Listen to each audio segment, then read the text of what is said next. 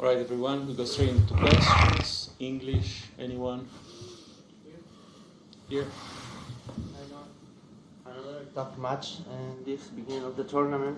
I'd like to ask if you need to compare the sensations in the court between the first match and this one. That sensations are better, are worse, are something topic of your game that you feel that maybe you improve? Well, look, I haven't been playing or feeling at my best the last whatever week or so, and it's frustrating at times with the kind of a level of tennis that I'm playing on the court and some uncharacteristic mistakes, that I make. But at the same time, that's that sport. You can't always feel your best or play your best, and you have to find a way to win, which I did against the two, I think, players who possess great quality, who came out on the court believing that they can win. They were both confident. They were both hitting the ball very well. Tactically had a lot of clarity what they need to do against me, and it was working well. So again, another very close match that was decided in that third set, like the first round. He had the 3-set point. He had a sitting forehand that he missed in 30-40. Then I played a solid tiebreak, He dropped his level a bit, and I felt it, and then momentum shifted to my side. I broke his serve and held my serve till the end of the match. Can I be satisfied? I can be satisfied with the win. With my tennis, not so much, but as I said, it's normal to go through this kind of periods or circumstances, and you just have to embrace it, to try to accept what it is, and build from there. As the tournament progresses, hopefully things will go in a positive direction in terms of how I feel in play. No, first behind him. Can I ask what the person in the crowd said to you that made you respond as you did?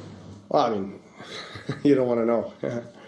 There was a lot of things that were being told to me to say on the court, particularly from that corner and the same side, the other corner. I was tolerating it from most of the match, but and at one point I had enough, and I asked him whether he wants to come down and tell it to my face, And when you confront somebody, unfortunately for him, he didn't have the courage to come down, So that's what I was asking him, if you have courage, if you're such a,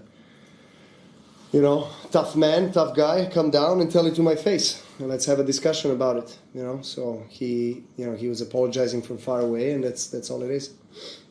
Did that spark you, Novak? Because you looked like you were fired up after that moment, and you really went on a roll from there.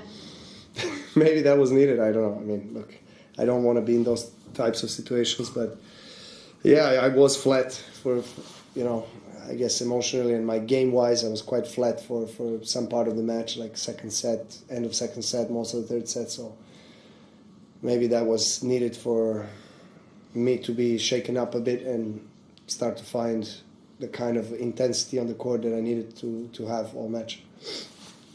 You will next face Echeverry. You beat twice him. Have you seen him playing here? Can you give us some words? I didn't see him playing, but he beat Monfils and Murray, and quite comfortably actually both matches. So I will have to do my homework and see how he played those matches. But results are really impressive. He's obviously playing maybe tennis of his life on the hard court. And Thomas is a great guy. I get along very well with him and his team. Obviously on the court, we're going to be opponents, so we both want to win. So I'm going to try to learn from the previous matches we had, but I think his level of tennis on the hard court particularly has improved a lot. So results are testament to that. So I have to be very, very prepared and ready for that. Last two there. I don't want to dwell on it, but you've won so many of your matches. You've played so many times on Rod Laver. You've had some epic moments there. Won 10 Grand Slam titles on it. Does it upset you when there's idiots in the crowd who just go too far like that? Well, it does. I'm not going to sit and say, no, it's all good. It's not good. Of course it upsets me. I'm frustrated, and I don't want to be experiencing that, but I have to accept it as it is. And sometimes I don't tolerate when somebody crosses the line, you know. And that's it. That's what happened. You know, people have few drinks, I guess, late at night as well. That probably is also has an effect on how they feel and behave. And that's okay. You know, people pay tickets to come and watch us. They want to see the show. They want to have fun. They're all allowed to do that. There's no issue. I mean, in terms of whether I never asked anyone to leave the stadium. I never asked the chair umpire to take somebody out. I wouldn't do that because, you know, he paid his ticket and he has the right to be there and say what he wants to say and behave how he wants to behave.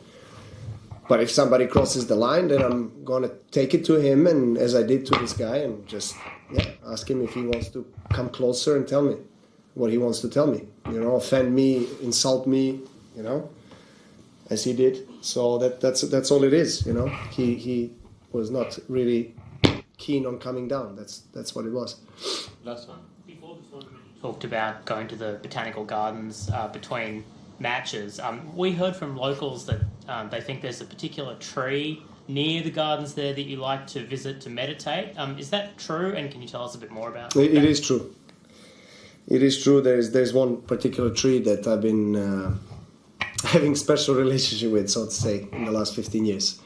I love every corner of botanical gardens. I think that's incredible treasure for Melbourne to have such a beautiful park and nature in the middle of the city. But that particular tree, I cannot reveal which one. No, I'm trying to keep it, you know, discreet for myself when I'm there to have my own time. And I just like to ground myself and connect with that old friend.